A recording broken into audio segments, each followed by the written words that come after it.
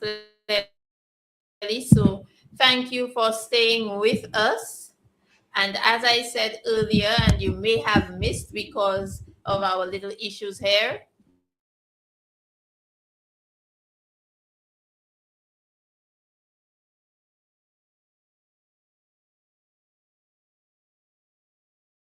stress management. Before they delve into the topic and share their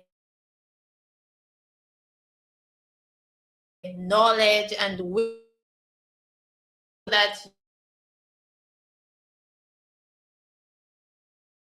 for speaking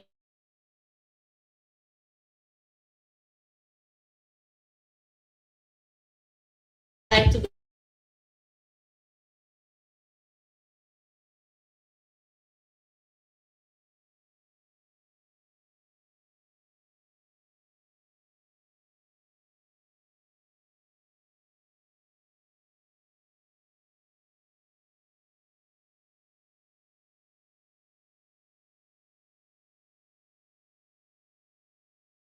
go first. I'm sure Nurse Alfred is going to say ladies first, so I'm going to start with so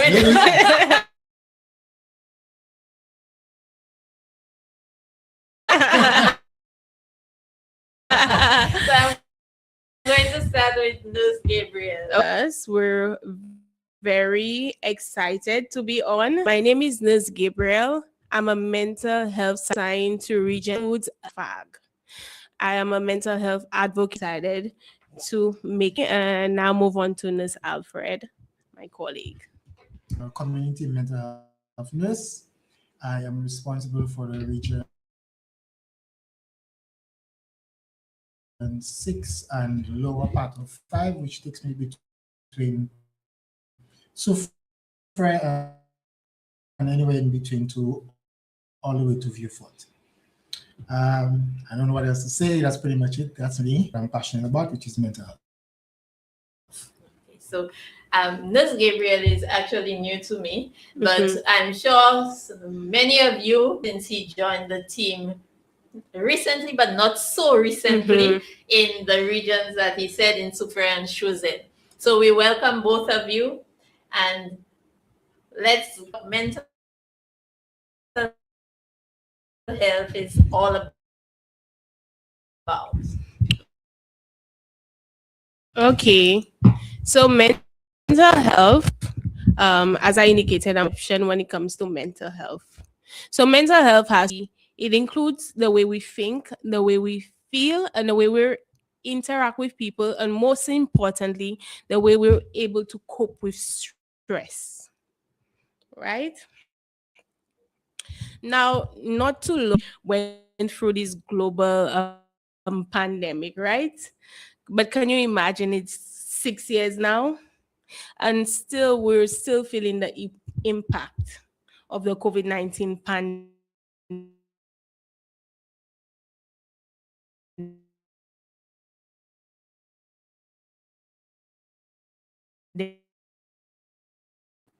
Right? And government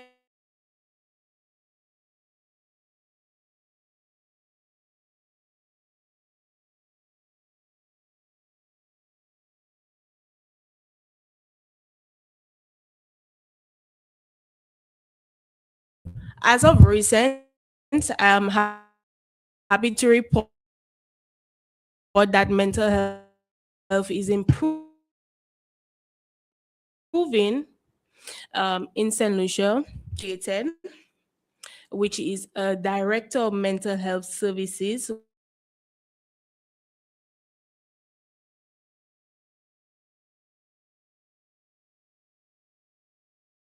which which was needed when it comes to mental health. It was needed, and that post is assigned to Doc on Super FM.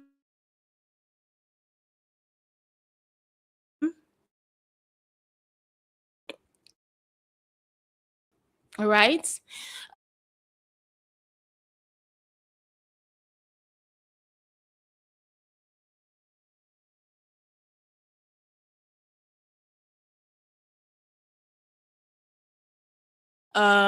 solution or policy to guide us. Discussion provides the opportunity and this platform to commend my team members for the initiatives that they've been doing, the outreach, the passion. Despite the staff shortages, they still go above and beyond.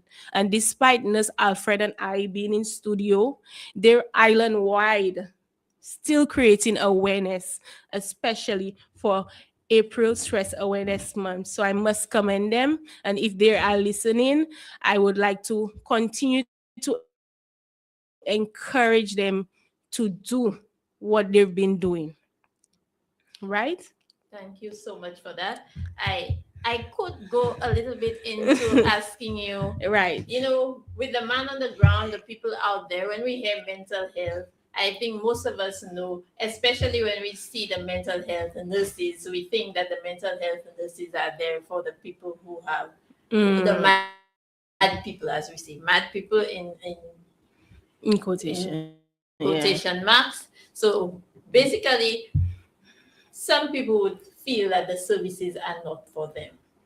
So when you speak about having a policy and so on, how would that reflect on the ground? So what is it meant to achieve? What will happen? We don't have a policy currently. So what do you expect will happen if there is a policy? How do you think that would help to change the way that we see mental health and how we access the services for the general public? So first and foremost, the policy will provide structure, which we're currently lacking. It would provide would have that one person, which is our director, to be that advocate, that lead person, because part of her responsibility so would provide coordination and would have a leadership and structure which was lacking. Also of getting things done and getting them done well. Correct. You would want to add anything, Ms. Alfred? So yes, and in addition to that, which we've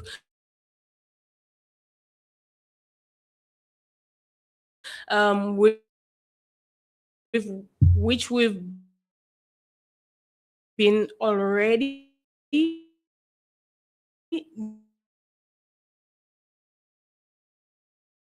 doing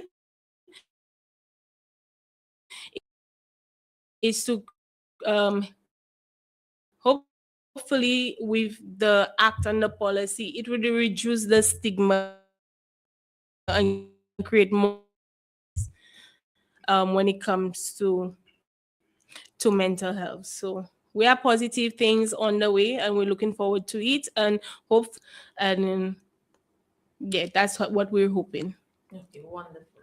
So can we move on now to stress awareness? Or Yes. Is there anything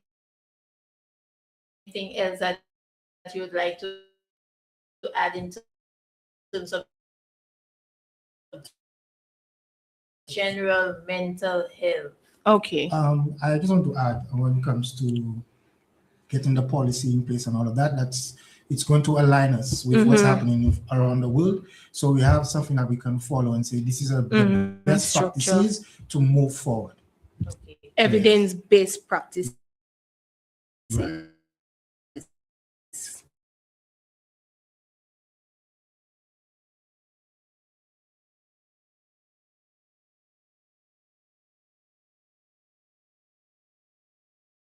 Yes, data is always important when we try to make improvements, particularly in health, and but inadequate. So that definitely would help.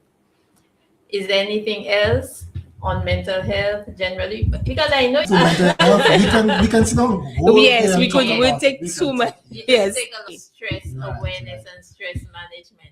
Now, one of the things is that either you have a lot of stress. So let us try to figure out and define.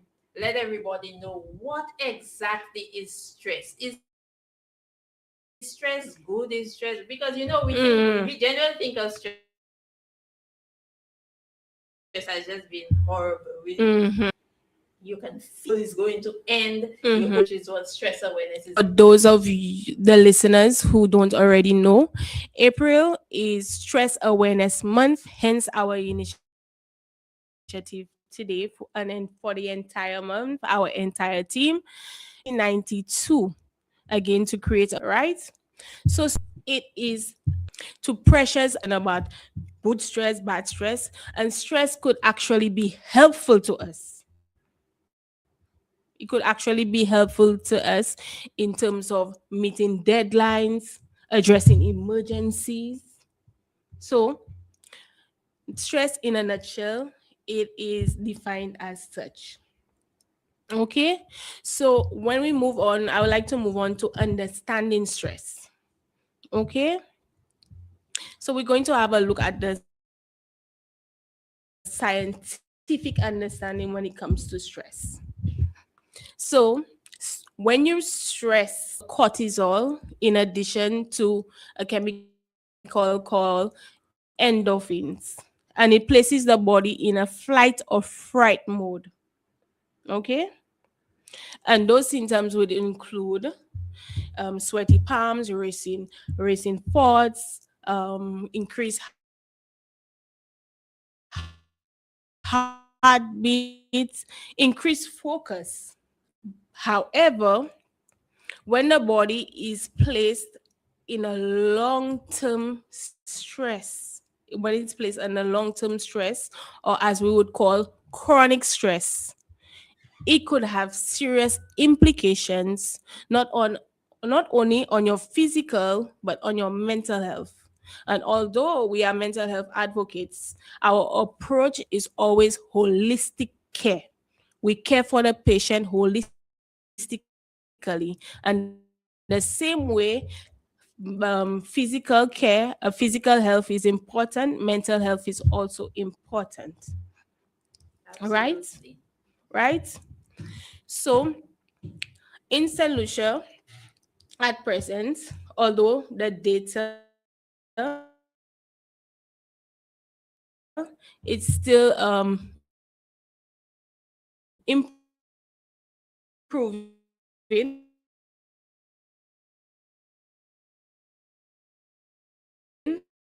thousand persons, right? So that is quite a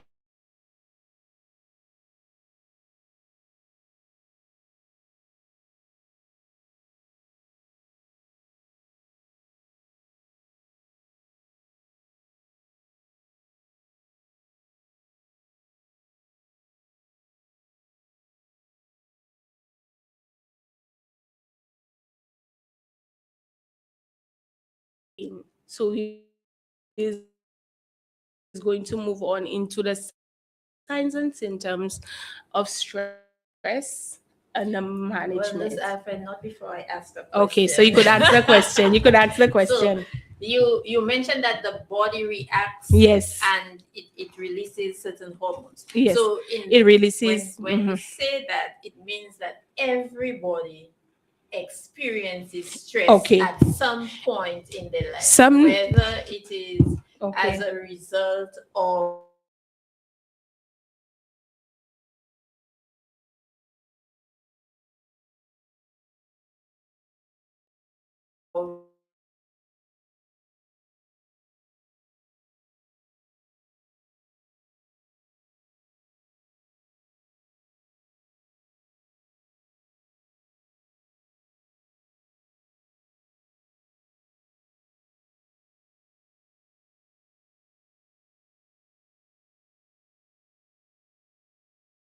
So what would lead somebody? So one of the a few triggers I could name and triggers, because like I said, we all go through stress. We all have experienced it at one point in time. So whether it be financial stress, whether it be work stress, whether it be children, right? So what leads to chronic stress is ineffective coping, when you're not able to manage the stress. And that's where my colleague will go in to on ways to manage, so that way that short-term stress won't progress to chronic stress to the point of it causing physical and mental consequences on the human body. So Right. that is really the type of stress that we want to really raise a lot of awareness about, Right. because in terms of the coping, Yes. we have the different strategies of coping which you will go into. Right, And that's sometimes correct. it's just a matter of people not having the right information, the right strategies to deal with their situations. So, Nurse Alfred, without keeping you back any longer, please go ahead. Okay, so stress is a topic that we all know about. Everybody knows about stress. But when you think about it and you ask persons to articulate anything they know about stress, they can't really tell you anything much when it comes to stress. And one of the main things I like to tell my clients and tell persons that I speak to about stress is that stress is basically created in your mind. Okay, so stress is created by the mind, and because it's a reaction to what's happening around you and how you perceive that action and its effect on your body. Right now, when persons are experiencing stress, you hear it, everybody saying, "Oh, I'm stressed, I'm stressed, I'm stressed." When you ask them what are some of the symptoms they feel when they feel stressed, it always includes things like headaches, shortness of breath. You have times when persons they cannot think clearly, they withdraw from social activities, they get irritable before you speak to them, they're ready to eat your head off, certain things like that. And the first step in managing stress is basically identifying what your triggers are. Mm-hmm. Because as much as stress is created in your mind, the triggers are real. They're out there. It's in your environment. It's another person. It's something happening that you have no control over. Right? So identifying your triggers, that's the first step in managing stress. When you identify that, okay, every time I come to work, because of the work environment, I feel stress. Then you know, okay, that's where your stress starts. You've identified it. The next thing when it comes to managing stress is learning how your body reacts to that. So yes, you come to work or you meet a certain situation where your body feels stressed, but what are you feeling? What happens to you? What little things are happening in your body or in your mind when you feel stress? These are the things that you need to pay attention to, because not everybody reacts to stress in the same way. You will look at two persons doing the same job, and one person will be all hilly-dilly smiling, and another person will be like, "Oh my gosh, I cannot do this, I cannot do that." You understand? So not everybody reacts to stress in the same way.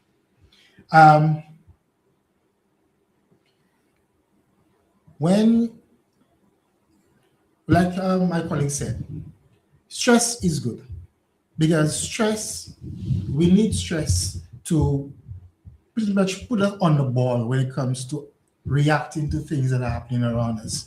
And believe it or not, just hunger or being thirsty is stress. It's considered stress. It's your body telling you that, hey, I'm thirsty, I need to drink water. Hey, I'm hungry, I need some nutrients, you need to feed me. That is stress. And persons only think of stress in a negative way, but we can use stress to our advantage. Right? So when you've identified all of these things, then you can manage stress better. Now, when it comes to managing stress, everybody knows what they have to do. Everybody knows. I'm pretty sure if you call up somebody right now and ask them, what do you do to manage stress? How do you manage stress? What can you do to manage stress? You'll get a whole list of things persons will do. But the thing starts with the motivation. It starts with your mind. You need to create that motivation within yourself to deal with the stress effectively. Now, when you look at coping skills, as much as persons will give you all of these long list of things that you could do to manage stress, you need to look at some of the activities that you'll talk about. And I'm pretty sure some persons will say things like, oh, I'll just go by the bar and drink 2 beers. Nothing wrong with drinking 2 beers if you go by the bar, nothing wrong with that. But you cannot use that as a long period thing to deal with the stress. So Right? in other words, every time you feel stressed, you cannot go to the bar for a couple of drinks. Exactly. Because that will just keep happening. It's not Over and considered over and it's over not again. considered a Right. healthy coping Right. mechanism. So it's like you're not actually dealing with the stress or with a stressful situation. So once you have identified the trigger, it's best to deal with the trigger rather than your response to the trigger. And going by the bar and drinking 2 beers is like your response to the trigger. You have not dealt with So it. let's look at a situation. So say for example, you are in a workplace, and as you said, I use the workplace because you mentioned it. You are in a workplace, and every time you step in, you have a few co-workers, and sometimes by the time you hit the door, you come inside, you already start feeling stressed. So instead of responding by going and do something else, how would you deal with the trigger? Say, for example, these people are not there. Your work depends on what they do, but they are not fulfilling their end, which makes it difficult for you now to do your own work, to accomplish your own tasks. How do we deal with that? That's a trigger. Mhm. So instead of just walking out of the office and staying out for an hour or so and coming back, how do we deal with that?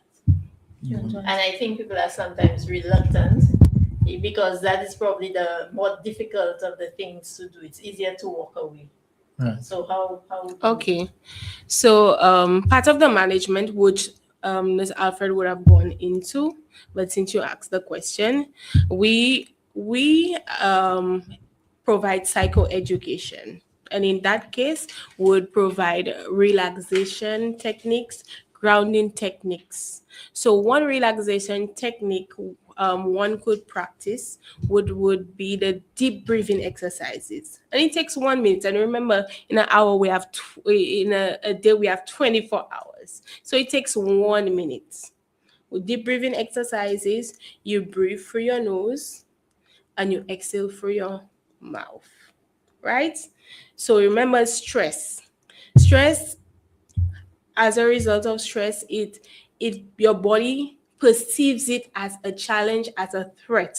So by doing the relaxation techniques, it trains your body to, it helps your body to believe that you are actually safe now. So it helps you relax. So we would encourage persons, one of the techniques in managing a situation like that would be, some persons would walk away. You could walk away and try your relaxation techniques, your deep breathing exercises. That would be one I would encourage at the moment. And Ms. Alfred, who has a long list, I don't know if he wants me to take over I don't think I will let you take over. You know, people are so used to hearing ladies telling them what to do and how to deal with things. Okay. They might appreciate having a male voice in the and room. I actually practice the deep breathing, You do it? the relaxation techniques, and it's work. And you find it helpful. It is very helpful. Remember, it takes practice. Some persons would try it and they would say, but I've tried it and it never worked. But it's practice. And it takes at least 1 minute to and the technique has to be right. Yes. Right technique. So you would teach people at the clinic, you would actually teach them. And I would actually, I would educate them and I would do the written demonstration. So I would do it and I would written demonstration to ensure, because we know some persons, they're reluctant or they may be shy to say that they don't understand. So that's one thing my colleagues, we do, we educate and we ensure that we do a thorough assessment prior to leaving, which is either they repeat, depends on the exercise, or the written demonstration, right? So to answer your question, with the scenario, so you need to, first of all, take time to identify the main cause of your stress. So what aspect of your colleague or your work environment causes you stress? And you mentioned that they do not fulfill the end of the work, so it affects how you do your work as well. So you ask yourself, what aspects of that situation you can change, right? So what can you do in that situation? Have you already spoken to these colleagues about that? And if you have and nothing has been done, have you gone to their The supervisor manager. or the manager and see, okay, if something else can be done about that situation? And like you said, sometimes we tend to just ignore things, or we take it on our own, or we say, oh, that doesn't affect me, or we just brush it on the side. But sometimes you have to nip the thing in the bud, so it does not come back to affect you in the end. Because if my work depends on your work, if your work is not on par or is lacking or has not come forward, I cannot do my work. So of course I will be stressed. And if you relax not doing your work, that is on you. I have no control over you, but I have control over me.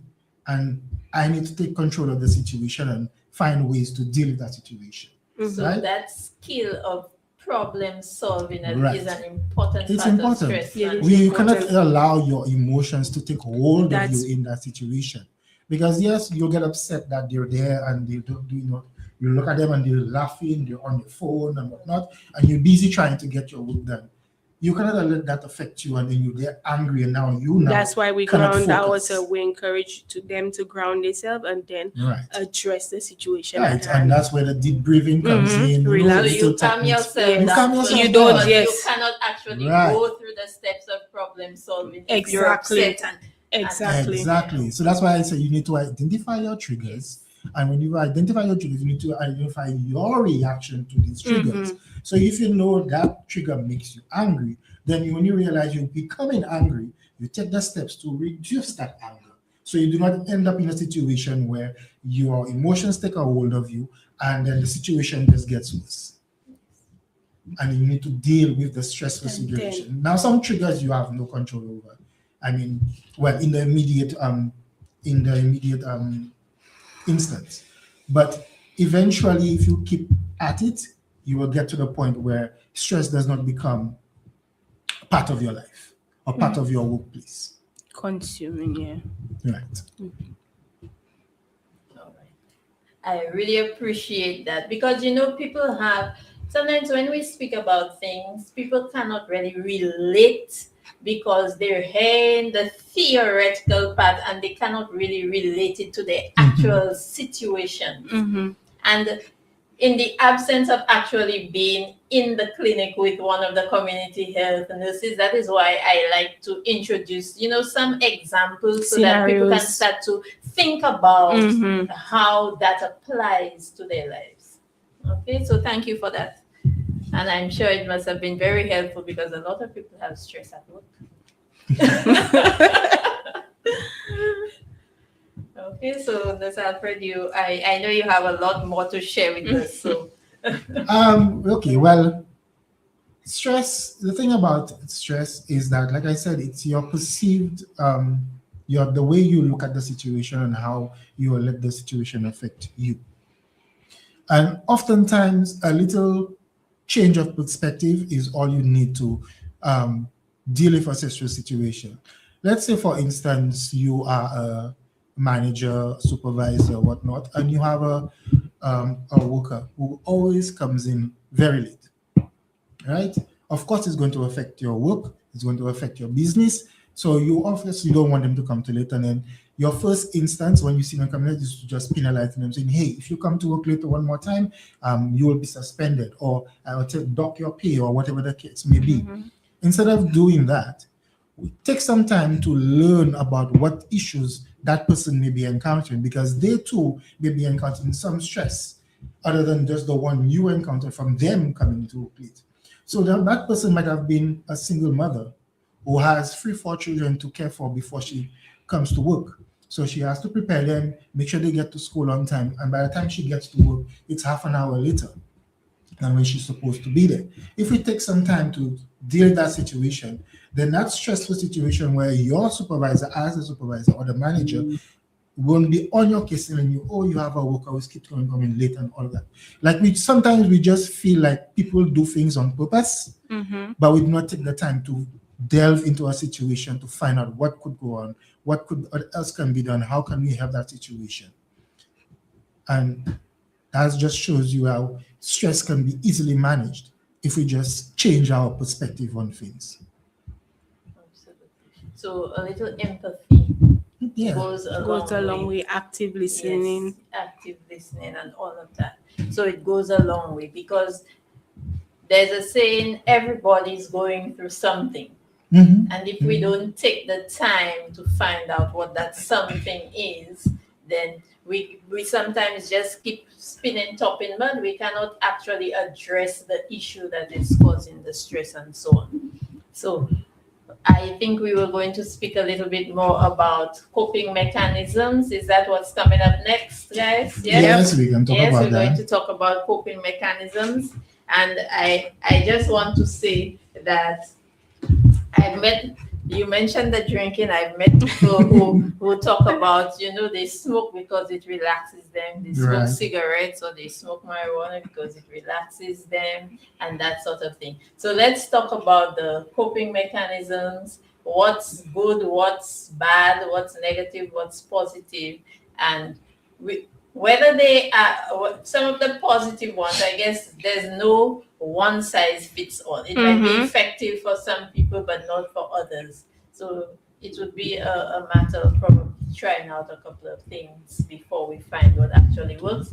So Nurse Gabriel, you're going to take over on this one Okay. and speak about the coping mechanisms. Okay. Great. So, what are some healthy ways we could do? We could practice to manage our stress. Okay. Sleep is important when it comes to managing stress because sleep is associated with managing our emotions, right? Sleep is the way that we human beings are able to recuperate our mind and our body. Okay, and what is recommended is at least 8 hours of sleep. Okay, I'm certain that every one of us has had um, a horrible sleeping experience, and it kind of sets the tone for a horrible day. Have you experienced that? Oh, several times. Okay, so sleep is important. Similar to a phone, when the battery is low, it needs charging. So it's our way of charging ourselves. So sleep is a way of helping healthy coping mechanisms when it comes to stress. And it's also something that a lot of people are having difficulty with. So maybe we can speak a little bit more about sleep because it is so important. You'd hear probably perimenopausal women talking about because they wake up at whatever time and cannot fall asleep again. There are people who are on their phones, like just scrolling, and then when they actually check themselves, it's 2 a.m. They have to start getting ready for work from at 6 and 5 o'clock and that sort of thing. So how can we actually get that the sleep in place to have good sleep? So as you mentioned, it's not a one size fit all. So premenopause is totally different than somebody without premenopause. So what we do practice and we do provide within our psychoeducation when a client complains of sleep is sleep hygiene. So we'd ask them to ensure the room is dark, like the blackout curtains. I know currently Home Decor has sale for people who don't know I'm promoting. You're not promoting. So get the blackout curtains, ensure it's sleep conducive. The phones, as you mentioned, we encourage within sleep hygiene is to stay away from your phones. Keep it as far away as At possible. least half an hour before you want to fall asleep. Right? And sorry, I know I'm introducing science, but yes. So there's when in sleep hygiene, we encourage persons to stay away from blue lights, especially the phones. There are certain videos you may come across with blue lights in it. Why? Because at nighttime is when our melatonin is increased, right?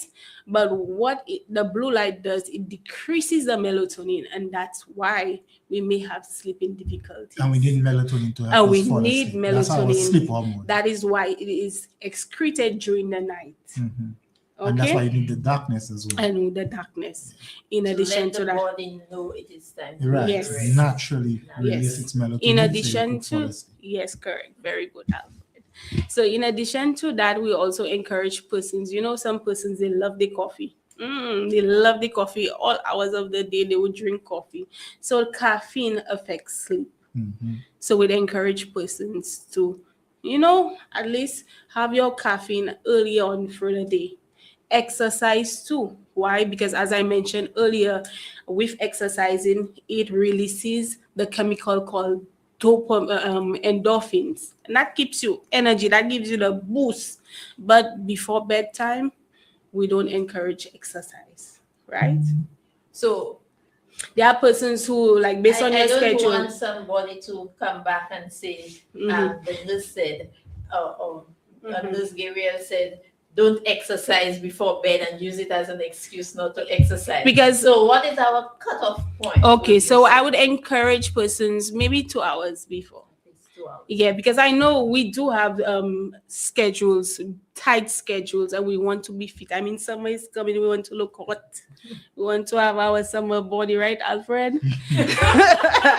So I would encourage persons, to have that cutoff point. At least 2 hours. Yes, at least 2 hours thereabouts, but not before, right? In addition to that, avoid daytime naps. Some persons, they would say, "Nurse, I'm not sleeping at all." When you do that, when you explore, sleeping whole day, right? They sleep in the entire day. But some people will say that if their body feels the need to rest, they have to rest. Yes, you could at least minimize the sleep time, but not the entire day, and then complain that you're not sleeping in the night. That's why we do a thorough history taking, and yes, sleep hygiene is part of that. And I know some persons, and remember, it's not a one size fits all. I know some persons fall asleep with sounds. White noise. Like noise, rain sounds, and all of this, while other persons, they cannot take the noise. So if rain is your thing and it keeps you asleep, then fine. That's why we assess our clients and find out what works for them, right? And again, sleep is important. So yes, so sleep is one. Okay. In addition, ways you could self-care is important when it comes to stress. Setting boundaries, right? Setting boundaries. We cannot setting healthy boundaries, right, Alfred? Boundaries, knowing when to say no, because you cannot pour from an empty cup. You cannot you cannot be in a position to take care of everybody else and not take care of yourself, right? So we have to prioritize self-care, whether it's like go to the beach,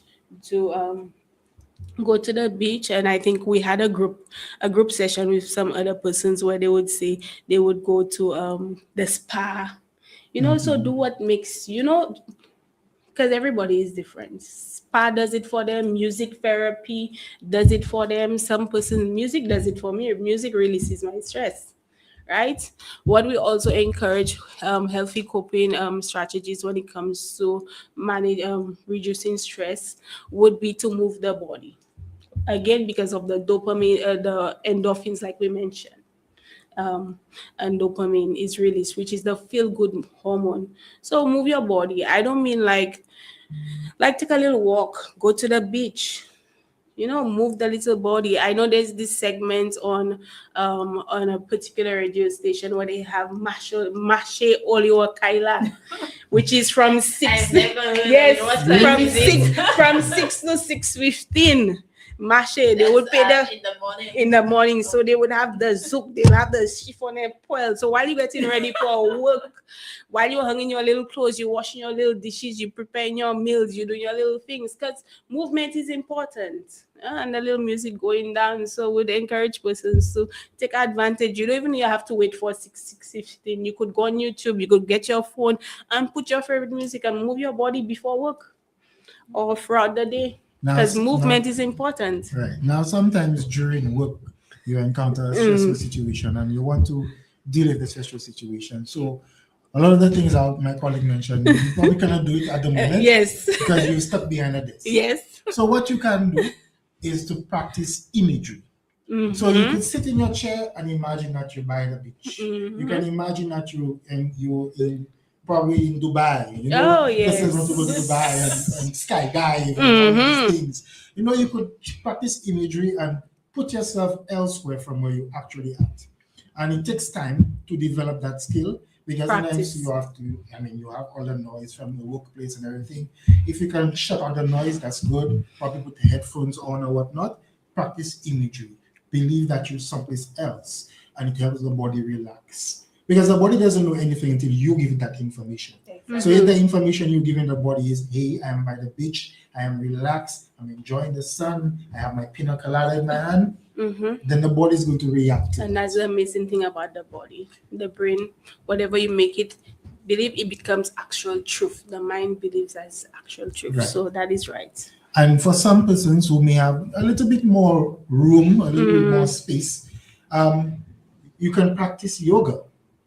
Right? Now, yoga has a lot of little movements that doesn't require much space. So if you have a little office space and you don't want to do too much, you don't want to exercise to say you're sweating and then you're in your uniform and you have to meet clients and whatnot, you don't have to do all that. You can practice yoga. And you can go anywhere to get any yoga practices that you feel will work for you in the workplace or anything. So that's just a small thing to help include other persons who may say, hey, but I don't have time to do any of these things that you're talking about. Right?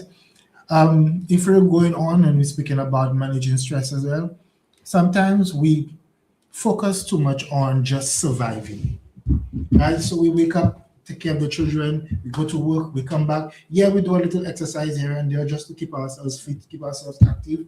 But what are you doing to take care of yourself mentally? Why are you not spending time with your friends? Spend time with your family members. Spend time, doing the things that you love to do. That's why you need to engage in your. When we were younger and they asked us, what are your hobbies? Whatever. We had all of these hobbies and things. When we become adults, we lose all of these hobbies. I myself, I used to love doing a lot of things when it comes to my hand. I like building, I like drawing, I like writing. But to be real, I have not done any of that in a very long time because I don't feel like I have had enough time to do these things. And a lot of persons feel that way, that they do not have enough time in the day to do all these things and take care of what needs to be taken care of. So sometimes you just have to step back and take the time for yourself and prioritize. Right. Yeah. So you go back into your hobbies. You don't have to do 3, 4, 5, 6 hobbies at a time, but find one you find that gives you enjoyment. And give it a little time. And give it a little time. Right. And build it. There you go. You know what I'm talking about. Now, for some persons, you will talk to a person and say, they'll tell you, I'm not stressed. I leave everything to God. Yes. So you need to practice. Yeah, it's good. It's good because you need to nurture your spirituality and your personal belief system, because some people don't believe in spirituality. But yes, so your belief system, and again, your belief system plays heavily on your mind and what you think. So it brings me back to what I tell you about changing your perspective. Right? So your belief system will help you change your perspective when it comes to dealing with stressful situations. So that's what I wanted to point out. Okay.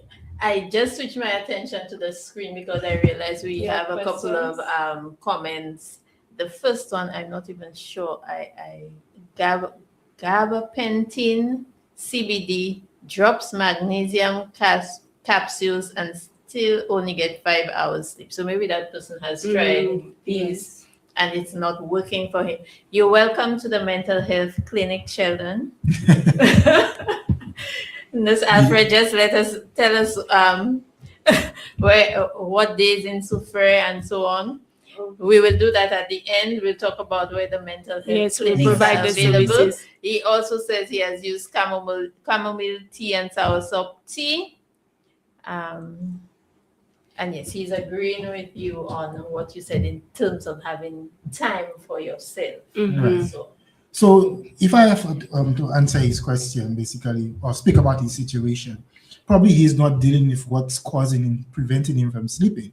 So again, you're trying to affect change, but you have not dealt with what the problem is. So True. maybe you have to change your environment. Maybe your room is not dark enough. Maybe you're not comfortable before you go to bed.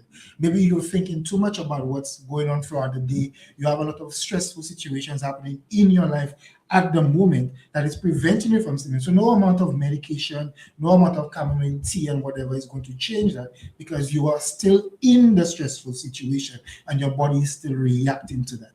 So probably you need to look at what triggers you have in the environment, what situations you are experiencing at the moment that is causing you to lose sleep. Okay, and we'll also encourage him to access our services, Right. which would be discussed towards the end of the segment. Great. So we could do a further, a thorough assessment. Yes, because we want people to be able to manage. We want to be able to manage our stress effectively, so that we're not, as you said, always in survival mode. Oh, You nice. know, Places because the body in it's survival really mode. not good for the body. Sometimes I can feel my body so tense. And that is one of the Yeah, signs. it's so tense because really and truly you're constantly on the go. You're thinking of what you have to do. But is it, you mentioned thinking about everything that happened during the day. Is it a good idea? That's for both of you. Is it a good idea at the end of the day, maybe to go through everything that happened during the day? Maybe not to dwell on it, but Well, I know just to persons who do that. think A lot of about- persons who do that. yeah, Just go do a throughout little the day reflection. to see what A little could have done better, what happened throughout the day. Nothing wrong with that. But what I'm talking about is that he does not, or people cannot remove themselves from whatever happened to them throughout the day, so they can get into a state of relaxation to cause them to fall asleep. So, like I say, for example, you have a family member who passed, a parent or whoever who passed. It's going to constantly be on your mind because this person is no longer here, especially if you had a very close relationship with that person. It's going to be on your mind. And we all know that persons who are grieving, sleep is one of the furthest thing from their mind when it comes to dealing with that situation. So that's what I was talking about, not necessarily thinking about what you did for the day, but carrying situations from the day throughout the day into your sleep cycle. That is what I'm talking about. Great. Yes. And we had, I think I interrupted you, so you into the coping mechanisms and so on, and I interrupted you at some point. So I don't know if you can get yourself back into that train of thought. Right. So when it comes to coping mechanisms, people cope differently when it comes to situations. And for some people, yes, we said to avoid the phone, but for some people, the phone actually helps them cope. But that doesn't necessarily mean that you need to spend your entire time on the phone. Because When you it could takes use away the from phone the to probably do a little sleep. puzzle, a little game to take your mind off things, but you cannot do that for a prolonged period of time, especially when it's affects your time sleep. for you to fall asleep. You are not to be on the phone and you won't sleep. For some people, again, drinking 2 beers or drinking a shot or drinking a glass of wine, that's it for them. It does it for them. It relaxes them. It puts them in that mood. But it doesn't mean that you have to go through the whole bottle for the day. Go through 2 free bottles, or go by the bar and you're drinking so much that you're now drunk, and then you have to be dealing with the situation of being drunk. You understand? So everything is basically in moderation. And again, different things work for different people. For some people, they do the yoga, they do the imagery, they do all of that. For some people, it's just sleep, the prayers and whatnot. For different people, different things. So that's basically what I was talking about when it comes to the coping skills. Sometimes we may not feel that we are able to cope, and there's nothing wrong in seeking advice and seeking help. Sometimes whatever we've tried before is not working for us, and we probably just need somebody to give us another idea of what they could possibly do. So you could look into that. You could speak to a colleague, speak to a friend, a co-worker, a family member, and ask them, what do you do in a situation like this? How would you deal with that situation? How do you cope with this? Sometimes you look at the person, another co-worker, right? Like I said earlier, 2 persons doing the same job, but one person is all smiles and another person, their hand is always on their head. You can go to that individual and say, hey, I notice you're always so calm at work. You're always smiling or whatever. We're doing the same work, but then it never seems to faze you. find out what they can do, what do they do. And sometimes it's just a matter of perspective, how you view situations, and you need to just change your perspective on things. Okay. So we spoke about some of the positives, the positive coping mechanisms. Let's talk a little bit about some of the negative coping mechanisms. I don't want to end with the negative coping mechanisms, so you all better find something positive to end with. Because, out there in the community, we so often see people dealing with stress in ways that are not healthy. That's why we promote healthy coping strategies. But they need to know that. So, for example, he mentioned taking a shot, taking a couple of beds. So some people might tell you, I know my limit, but then you realize that there's so many people, they may start out like that, and then eventually it may not be enough. They need 3 and 4, or they do other things that are not healthy. So even though we don't dwell on it too long, but at least let us point out, because some people don't think there's an issue, point out some of those things that are not healthy, and we will revert to maybe just mentioning some of the more positive ones again. Mm-hmm. You could talk about the unhealthy since you spoke about the alcohol. I don't want to be the devil's advocate here, and speak badly about what persons might feel might work for them. But again, like I said, everything has to be done in moderation. So if it comes to a point where your coping skills or your coping mechanism or whatever you use to cope is causing more problems for you, then it's not coping anymore. You've created another problem. So now you say, okay, let's talk about the drinking. You're taking every 2 glasses or a glass of wine every single time. And then now you feel like every single time you go through something, you have to drink a glass to feel better. And it gets to a point where now one glass is not enough. It becomes 2, then it becomes a bottle. And then you find yourself in another situation now where you're always drinking, you're always drunk, you're drinking on the work, drinking at work. You're not paying attention to what's happening around you because you're always drinking, you're always drunk. So that's the little things I'm talking about. So when it starts to affect your daily it life, creates more problems than actually solving problems. That's when you know that your coping mechanism is not coping anymore. It has become its own problem. So not singling out anything per se, but whatever you're doing to cope, if it's affecting your natural order, then it's not coping anymore. It's not coping anymore. Okay, great. Now we have a couple of comments from Sheldon again. He's one of our regular. Nice.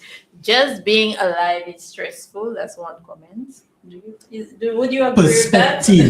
Perspective. If you tell yourself that just being alive is stressful, then it is going to be stressful. And it's an indicator that he has ineffective coping. So Sheldon, you might have to come and see us, man. Come to us, wherever you're located. Find your closest health center and find out, it can be offered virtually too sometimes. You need to talk to you, man. We need to speak to you in private.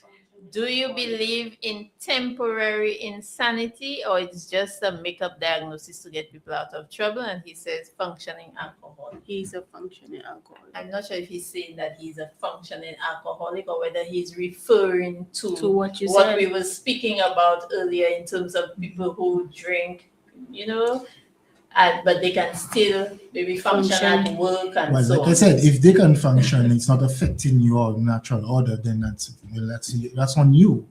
But like I said, it becomes a negative coping skill when it affects you and it's creating a new problem for you. So if you're always drunk or you cannot focus and you know all the things that come with drinking, if that's what the problem is now, then it's not coping anymore. It's not coping anymore. As it comes to what you said about temporary insanity, yes, I cannot speak on what the usage of what he said? Temporary insanity, but temporary insanity is a real thing. Yes, he was asking whether temporary insanity is a make-up diagnosis. No, it's a makeup diagnosis. It's not a makeup diagnosis, but I cannot speak on the usage. But there are moments where in the moment your mind does things, you feel things, and you react accordingly to what's going on in your mind. And that's where we spoke about not allowing your emotions to take control of you in a Techniques, situation. relaxation techniques, which we emphasize. So you need to identify what your triggers are, how your body reacts to these triggers, and then try to deal with your reaction to these triggers. So to avoid the temporary insanity. Okay, well, Sheldon is just letting you know that he does not drink alcohol. Okay. So, I think we are coming pretty. Oh wow, we've already gone past 11 o'clock, but it's okay. I still think there are a couple of things we need to. We were going to speak about whether services are available, Right. and I just wanted to mention that there's something that has been on my mind in terms of access to the services. I find that a lot of people go through situations like when there are those road collisions. We talk about the fatalities, but we don't talk about the people left behind who are dealing with all of those mental health issues. I've met some of them on occasion, and these people, I mean, they look like they need some help. So I don't know if there is a way that when those things happen, like for example, when we know there are road collisions and something, whether there's something probably that can be done where we can say reach out and make it, the services are there. We know the services are there, but because so many think that the services are there for the mad people, that to know that it is available to them, you're willing to, that they would be welcomed into the clinics and so on. And there are also other situations like, you work in the health centers and the hospitals. So you know that sometimes when people get a new diagnosis of certain conditions, they take it really hard. It becomes a really big issue for them. So that And service so I'm is not provided. sure in terms of the referral and so on, or whether they just don't take up, or they're referred and they don't go. But I want these people to know, I put on your on the spot. I want these people to know that they are welcome, that your team is able to provide them with assistance in terms of dealing with those situations that are so overwhelming for some of them. Okay. So our services are available to everybody. We don't, one of our objective is to reduce stigma. So for that reason, we don't use stigmatizing words. It's available to persons who are trying to maneuver the grieving process, the loss of someone. For persons who are just overwhelmingly stressed and they have ineffective coping. So it is available to everybody. We have a mental health team attached to each wellness center around the island. They're very competent in what they do, and I could advocate for that. And my colleague Of course. Alfred, right? Although we're small in numbers, as I indicated prior, we still provide those services. It is free of cost. So you could walk in, it is walk-in, you don't necessarily need an appointment. You walk into each and every wellness center on island, and you could just ask for our services, and it will be readily available, because that's what we're here for. And each member on the team, as I indicated prior, we're passionate about what we do, and we're here to help. And asking for help, seeking help is not a sign of weakness, it's actually a sign of strength. So that I conclude. I don't know if Ms. Alfred would want to add. So just to go over the means of access. So it's walk-in, they can just walk in. They can have a referral from a nurse or a doctor or any, would you say any health personnel, Right. or they could call to book an appointment. Yeah, exactly. Yes. They can, yeah. Yes. Yes. Okay. So we have several ways in which they can access the services. Yes. So the next thing would be for them to know when and where the services are available. I don't know if it would be a bit too much to go through the entire schedule. Oh, but, not necessarily. no? Yeah, but before we get to that, I just want to point out that sometimes, yes, we're speaking about seeking help, but the first step in seeking help is acknowledging that you want help and you are willing to go through the steps that's necessary to get the help that you want. So, like you said, some persons may be referred but never go. You understand? So you have to first want to make a change for there to be a change. So that's the first thing. Sometimes we have a family member, a friend, or somebody, just somebody in the community that they probably will not seek out help, but that doesn't mean you as an individual cannot do anything to help them as well. So there are certain signs that you can look at, especially with co-workers, family members, and stuff like that. So that you find that people have speech or ideas that seem unusual or do not make any sense. That's a sign that It's that not person, typical of right, them to behave that's in a that sign that manner. the person could possibly need help. And there's nothing wrong in stepping up and telling them, hey, I noticed so and so and so. Would you like to do this? What's that? And find out the situation and find out how you can help. And again, they have to want to help themselves in order for the help to work. Sometimes the persons may have beliefs of being harassed or targeted without any clear evidence. They may have a decline in their work performance or changes in attitude towards colleagues, periods of high energy, excessive energy, or unrealistic goal-directed behavior, expressions of hopelessness. Oh, especially about that one. Especially expressions of hopelessness, wanting to give up, or life not making sense anymore. That is a serious concern when you have persons around you speaking in that manner, because that's persons who are probably on the verge of committing suicide. And suicide is one of the things that we want to avoid. That is one of the things where, would you say it is more or less like an emergency? It is a psychiatric. It is a psychiatric emergency. It is an emergency. Because you find in our communities, you spoke about spirituality, and I think that is one of the first responses that comes when people start talking about feeling hopeless. Maybe the people around them would be telling them, give it to God and go to the pastor, the spiritual healer. And maybe not even go to the pastor. They might be asking them to do it on their own, just to, at least if they go to the pastor, maybe there will be a referral or the pastor is trained or something. But I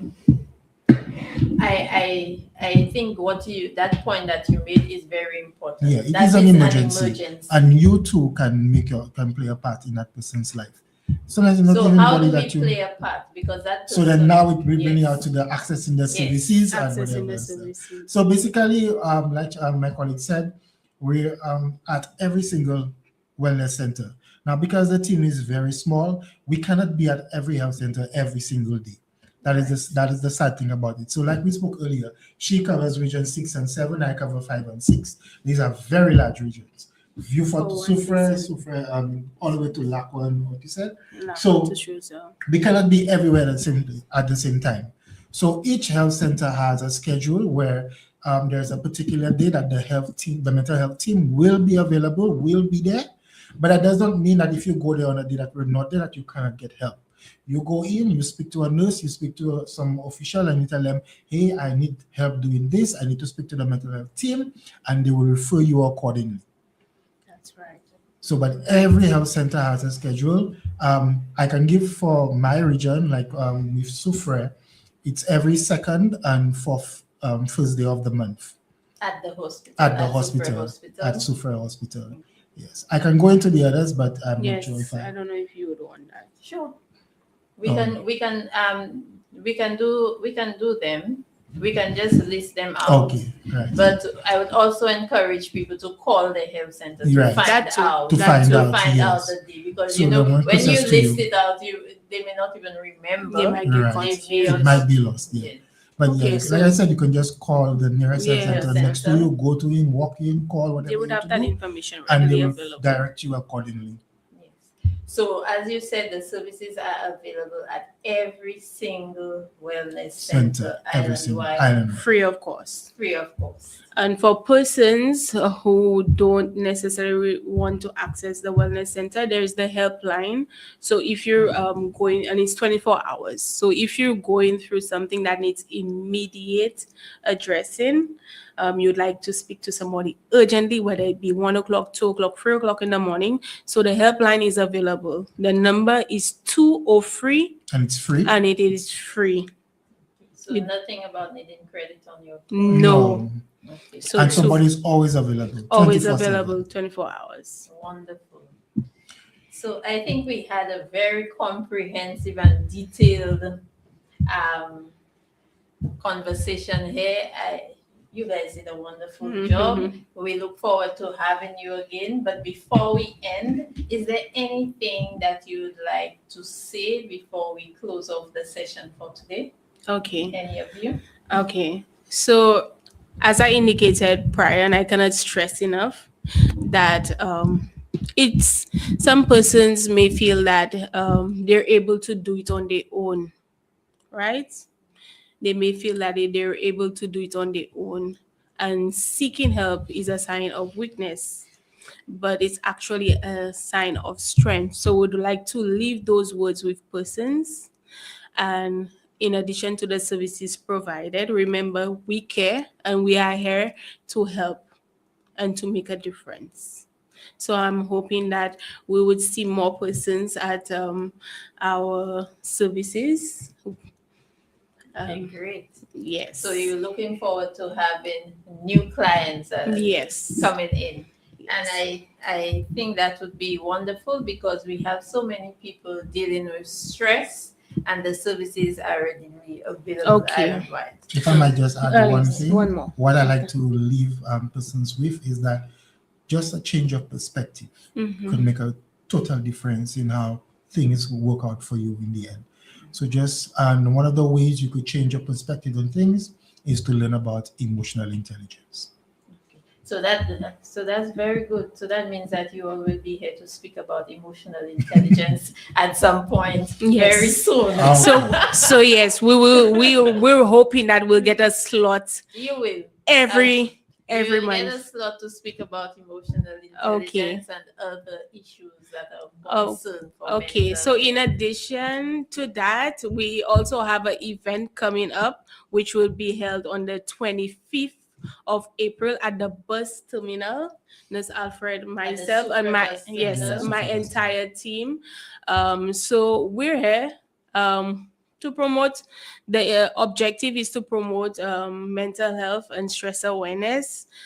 So we're encouraging persons to come out on that Saturday, and again, it is free. So And what time will you be starting? oh, so off at? we'll be starting from 9 a.m. to 1 p.m. From 9 to 1. Yes. So we're hoping to see Can you repeat the dates? Yes, repeat the that date. Saturday, the 25th of Okay. April.